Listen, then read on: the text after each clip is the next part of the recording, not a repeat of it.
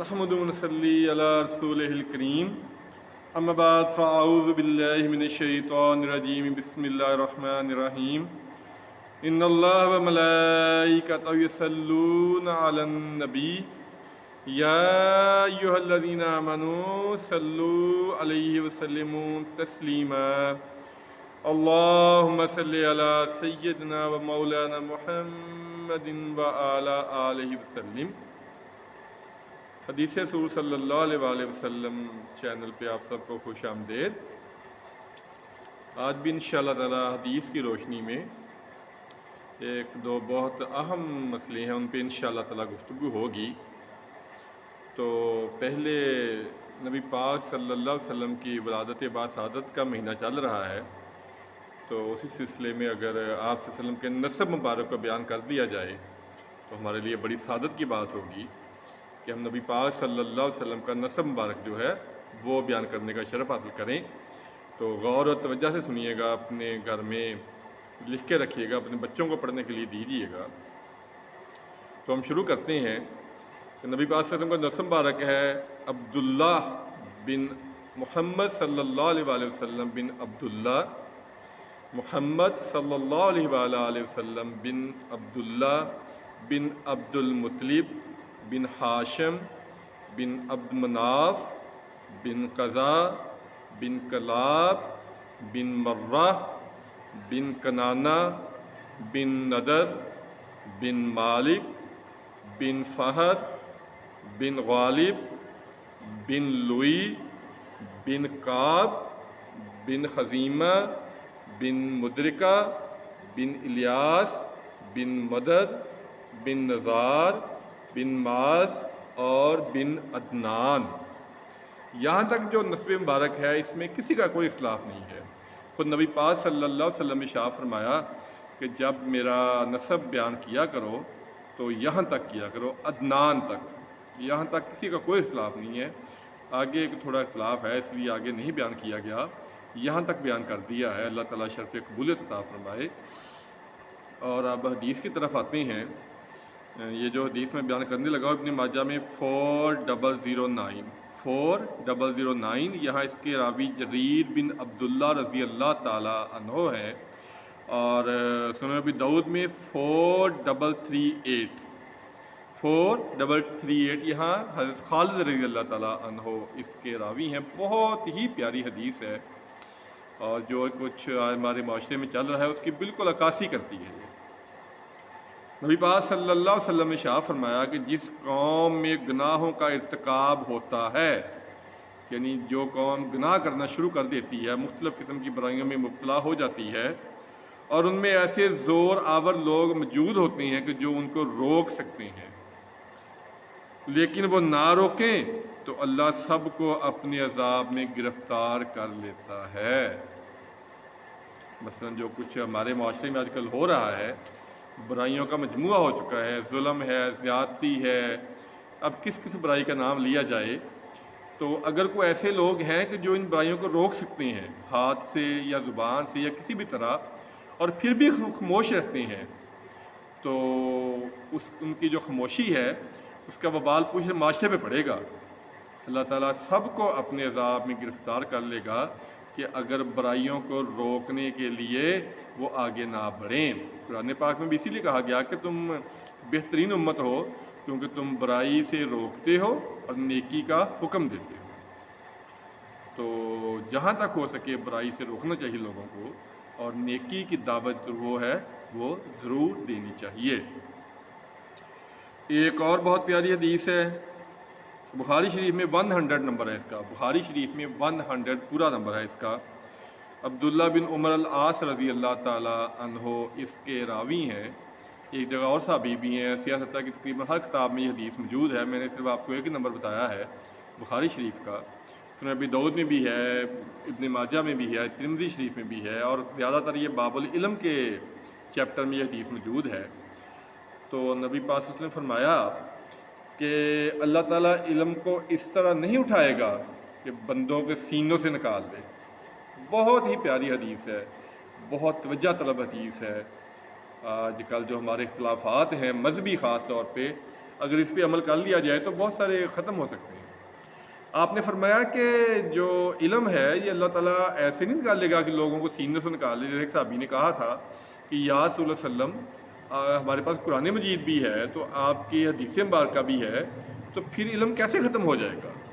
تو پھر آپ نے فرمایا تھا کہ علم ایسے ختم نہیں ہوگا کہ اللہ تعالیٰ انسانوں کے سینوں سے نکال لے گا، بلکہ علم ایسے ختم ہوگا کہ اللہ تعالیٰ جو علماء ہوں گے، باعمل علماء جو صحیح عالم ہوں گے، ان کو موت دے دے گا، یعنی وہ دنیا سے چلے جائیں گے۔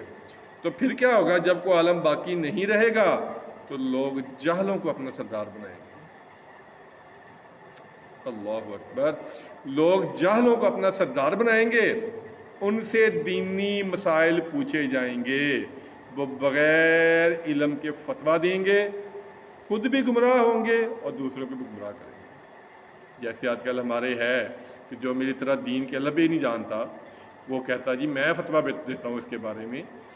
تو یہ جو فتوے دینا ہے ہر بندے کا کام نہیں ہے، فتوے دینا عالموں کا کام ہے۔ ہم تو صرف حدیث بیان کر رہے ہیں، ہم کو فتوے نہیں دیتے۔ میں کوئی مفتی نہیں ہوں، میں پہلے کہہ چکا ہوں، بڑی دفعہ یہ کہہ چکا ہوں کہ میں کوئی عالم نہیں ہوں، میں کوئی مفتی نہیں ہوں کہ میں فتوے دیتا پھروں۔ میں تو صرف نبی پاک صلی اللہ علیہ وسلم کی جو حدیث ہے وہ بیان کرتا ہوں۔ میں نے کبھی کسی مسلک پہ، کبھی کسی شخص پہ، کبھی کسی بھی اللہ معاف کرے کبھی کو فتویٰ نہیں دیا، صرف حدیث بیان کرتا ہوں۔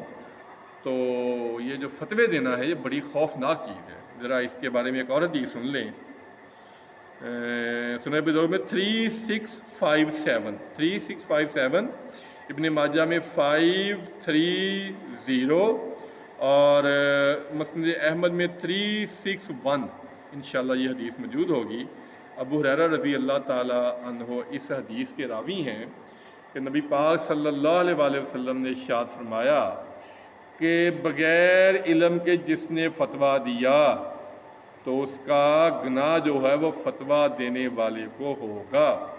یہ دینی مسائل میں گفتگو کرنا بغیر علم کے، لوگوں کو الجھانا، ان کو فتوے دینا، یہ بہت خوفناک کام ہے، یہ بڑی خطرناک بات ہے۔ ہمیں ان سے بچنا چاہیے۔ اگر ہمیں کسی چیز کا نہیں علم تو وہ کسی کو نہیں بتانی چاہیے۔ اس سلسلے میں جو سب سے خوفناک وعید ہے وہ جو حدیث ہے وہ سنن نسائی میں 2555 اور ترمذی شریف میں 2635، مسلم شریف میں 1017 اور ابن ماجہ میں 203 اور حضرت جریر رضی اللہ تعالی عنہ اس کے راوی ہیں۔ ذرا توجہ اور غور سے سنیے گا۔ جو لوگوں کو فتوے دیتے ہیں، لوگوں پہ تہمتیں لگاتے ہیں، لوگوں کو دل آزاری کرتے ہیں، ان کی ذرا توجہ سنیں یہ حدیث۔ نبی پاک صلی اللہ علیہ وسلم فرمایا جس نے کوئی برا رواج ڈالا، ایک حدیث میں، ایک روایت میں ہے جس نے کسی کو گمراہی کی طرف بلایا، ایک میں ہے برا رواج ڈالا اور ایک روایت میں ہے گمراہی کی طرف بلایا، جتنے لوگ اس پہ عمل کریں گے ان کو تو گناہ ہوگا، لیکن جس نے یہ برا رواج شروع کیا تھا یا جس نے کسی کو گمراہی کی طرف بلایا تھا اس کو بھی ان کا عذاب ہوگا، اس کو بھی گناہ ہوگا جس نے یہ برا رواج ڈالا تھا یا کوئی ایسا برا کام شروع کیا کہ جس کو دیکھ کے لوگوں نے برا کام وہ شروع کر دیا، تو جہاں ان کو گناہ ہوگا اس کو بھی گناہ ہوگا۔ اور دوسرا یہ ہے کہ کسی نے اچھا رواج ڈالا یا کسی نے کسی کو ہدایت کی طرف بلایا، تو جتنے لوگ اس اچھے رواج پہ یا اس کی ہدایت پہ عمل کریں گے ان کو تو ثواب ہوگا، لیکن اس اچھا رواج ڈالنے والے اور اس ہدایت اور رہنمائی کرنے والے شخص کو بھی اتنا ہی ثواب ہوگا۔ اس لیے ہمیں دینی مسائل میں بلا وجہ گفتگو نہیں کرنی چاہیے۔ اگر کوئی بات آپ سے پوچھتا ہے، اگر ہمیں بالکل صحیح طرح پتہ ہے تو پھر بتانا چاہیے، اگر نہیں پتہ تو پھر نہیں بتانا چاہیے۔ میں یہ واقعہ پہلے بیان کر چکا ہوں کہ کوئی صحابہ کہیں جا رہے تھے، تو ایک صحابی کے سر میں زخم آ گیا، بڑا شدید زخم آ گیا۔ اسی دوران انہیں غسل کی حاجت ہوئی۔ انہوں نے دوسرے صحابہ سے پوچھا کہ کیا میں غسل کر سکتا ہوں، میں تیمم کر لوں، کیونکہ میرے سر میں بہت زخم ہے، اگر میں نہایا تو ہو سکتا ہے میری جان چلی جائے۔ انہوں نے کہا جی ہم تیمم کی تمہیں رعایت نہیں پاتے۔ تو وہ صحابی انہوں نے غسل کیا، جب پانی لگا تو وہ فوت ہو گئے۔ تو جب نبی پاک صلی اللہ علیہ وسلم کو یہ چیز پتہ چلی تو آپ نے فرمایا کہ وہ اس کے قاتل ہیں جنہوں نے اس کو فتویٰ دیا تھا کہ تم تیمم نہیں کر سکتے. جب انہیں نہیں پتا تھا انہوں نے کیوں بتایا؟ اس لیے اگر کوئی ہم سے مسئلہ پوچھے دینی اور ہم اس کو غلط اس کا بتا دیں تو وہ اس پہ عمل کرتا رہے گا. اس کو تو گناہ ہوگا بیچارے کو، لیکن ہمیں بھی اس کا گناہ ہوگا. اس لیے سوچ سمجھ کے گفتگو کرنی چاہیے، کسی کو کفر کے فتوے نہیں لگانے چاہیے. ورنہ وہ حدیث میں بڑی دفعہ بیان کر چکا ہوں کہ اگر کسی کو کافر کہتا ہے تو اگر وہ اس میں چیزیں نہیں ہیں جو کافر میں ہوتی ہیں تو کفر لوٹ کے کہنے والے کی طرف آ جائے گا. ہم سب سے آسان کام آج کل یہ ہو سکتا ہے فلاں کافر فلاں کافر فلاں، چھوٹی چھوٹی باتوں پہ ہم دوسروں کو کفر کے فتوے دیتے ہیں، ان کی ذل آزاری کرتے ہیں، ان کی مسجدوں میں جانے سے منع کرتے ہیں، ان کے پیچھے نماز پڑھنے سے منع کرتے ہیں. تو یہ چیزیں ہمیں سوچنی چاہیے. اسلام تو بڑا امن اور سلامتی کا مذہب ہے، بہت امن اور سلامتی کا بھائی چارے کا مذہب ہے.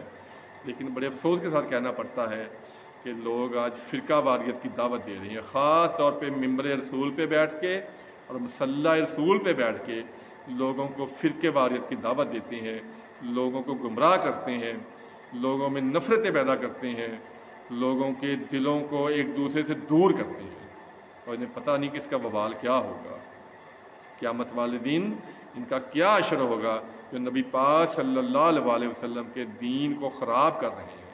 امن اور سلامتی کے پیغام کی بجائے نفرت اور فرقہ وارادیت کا جو ہے پیغام دے رہے ہیں. تو یہ تھوڑی سی گفتگو تھی علم کے بارے میں. اللہ تعالیٰ سے دعا ہے کہ اللہ تعالیٰ ہمیں صحیح علم سیکھنے کی، حدیث پڑھنے کی اور آگے پہنچانے کی توفیق عطا فرمائے. اور جو میں اکثر باتیں کرتا ہوں، خدا نماز کی پابندی کریں، نماز کسی حال میں نہ چھوڑیں، کسی کو تنگ نہ کریں، کسی پہ ظلم نہ کریں اور حدیث کی کتب کا ضرور مطالعہ کریں. اللہ تعالیٰ سے دعا ہے کہ اللہ تعالیٰ شرف قبولیت عطا فرمائے. آمین ثم آمین. السلام علیکم ورحمۃ اللہ وبرکاتہ.